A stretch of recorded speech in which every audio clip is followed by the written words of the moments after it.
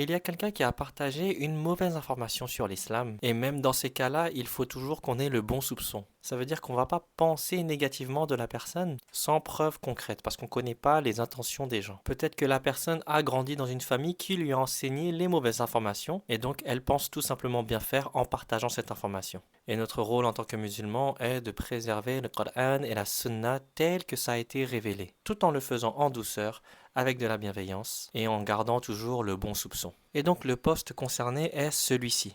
Un poste qui parle des adorateurs de tombes. Et c'est très important d'expliquer qu'en islam, c'est interdit d'être un adorateur de tombes, parce que ça mène au plus grand péché de l'islam qui est le shirk. Et de plus, dans le poste, la personne a partagé des fausses histoires de prophètes, des histoires de prophètes qui ont été modifiées, et également des fatwas, donc des avis de savants de la sunna, qui ont également été modifiés pour aller dans le sens de la personne. Et donc aujourd'hui, on va clarifier, rétablir la vérité et partager la bonne information tout simplement. Le shirk est le plus grand péché en islam parce que ça s'oppose au tawhid. Et sans tawhid, il n'y a pas d'islam. C'est le tawhid même qui différencie l'islam de toutes les autres religions. C'est le monothéisme pur, l'unicité d'Allah. Et donc pour faire très simple, on tombe dans le shirk lorsqu'on demande de l'aide spirituellement à autre qu'Allah. On invoque autre que Allah. Et dans ce cas particulier,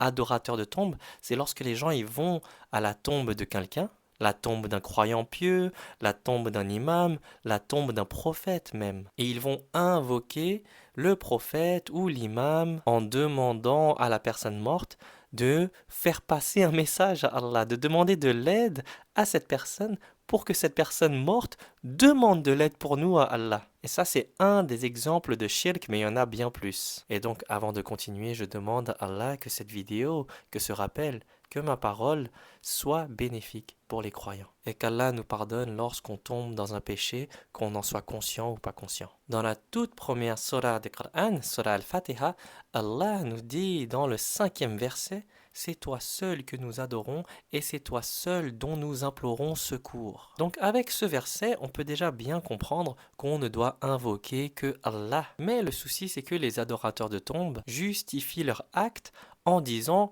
qu'ils vont demander à un défunt de demander de l'aide à Allah pour nous. Et ils prennent l'excuse du fait que les défunts sont morts dans ce bas monde, mais leur âme est bel et bien vivante dans l'au-delà, dans le barzakh. Mais en islam, on n'a pas le droit de faire ça et on ne doit pas contourner les règles d'Allah. En islam, on parle à Allah directement. On peut demander à une personne vivante de demander quelque chose à Allah pour nous, parce qu'à ce moment-là, la personne, elle est vivante.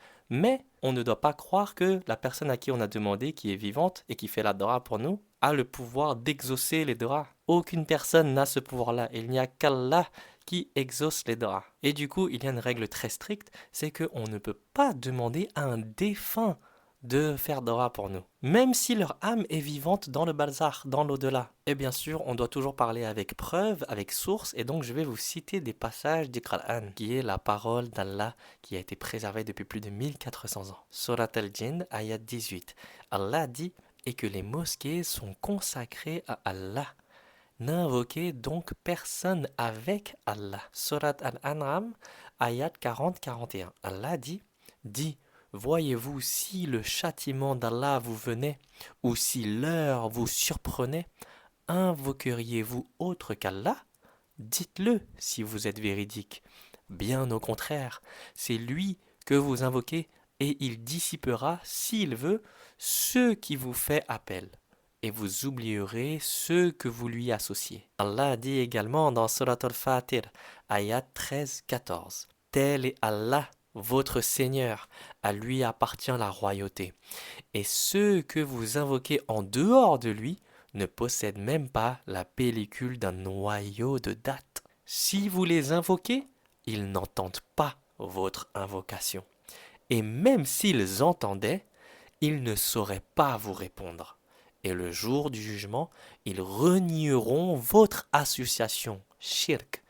Nul ne peut te donner des nouvelles comme celui qui est parfaitement informé. Et donc Allah dit clairement que les morts n'entendent pas nos invocations. Et que même si ils entendaient, ils ne pourraient rien répondre ni aider. Donc les morts n'ont aucun pouvoir pour nous aider. Allah a dit dans Surat An-Naml, ayat 62.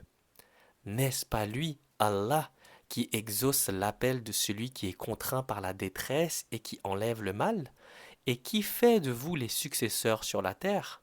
Y a-t-il donc une divinité avec Allah?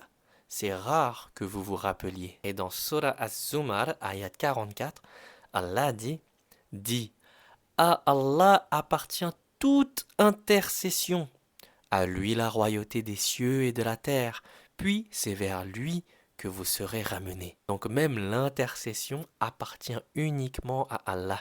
Les prophètes et les pieux n'intercéderont que si Allah le permet, pas parce que quelqu'un les a invoqués dans leur tombe. De plus, les morts n'entendent pas les vivants, sauf cas exceptionnel voulu par Allah. Surat An-Naml, ayat 80, Allah dit « Tu ne peux pas faire entendre les morts, ni faire entendre l'appel aux sourds quand ils s'en vont tournant le dos. » Surat Al-Fatir, ayat 22, Allah dit « Tu ne peux pas faire entendre ceux qui sont dans les tombes. » Donc il nous rappelle plusieurs fois. Et le prophète Mohammed sallallahu alayhi wa sallam a dit « L'invocation est l'adoration. » Donc invoquer, faire des doigts, c'est un acte d'adoration. Donc c'est pour ça qu'on n'invoque pas autre qu'Allah. Ça veut dire qu'on n'a pas le droit d'aller à la tombe d'un prophète et dire « Ô prophète, demande pour moi à Allah. » Le prophète, il va pas accepter cela. Allah, il va pas accepter cela. Alors si on n'a pas le droit de faire ça avec un prophète défunt, qu'en est-il des imams défunts? On ne fait pas ça. Parce que sinon, ça revient à donner une part de l'adoration à autre qu'Allah. Donc c'est du shirk. Le prophète Mohammed sallallahu alayhi wa sallam a dit « N'adoptez pas ma tombe comme un lieu de fête où l'on se rassemble régulièrement. » Et le prophète sallallahu alayhi wa sallam, avant de mourir, nous a également avertis en disant qu'Allah maudisse les juifs et les chrétiens. Ils ont pris les tombes de leurs prophètes comme lieu de prière. Et bien sûr, ce n'est pas une malédiction sur tous les juifs et les chrétiens. C'est pas comme ça qu'il faut le comprendre. Mais c'est pour nous faire comprendre que les erreurs du passé, il ne faut pas les répéter et il ne faut pas prendre les tombes des prophètes comme lieu de prière. Et donc voilà. Invoquer les morts pour demander aux défunts de demander à Allah, c'est du shirk. On n'a pas besoin d'intermédiaire comme ça.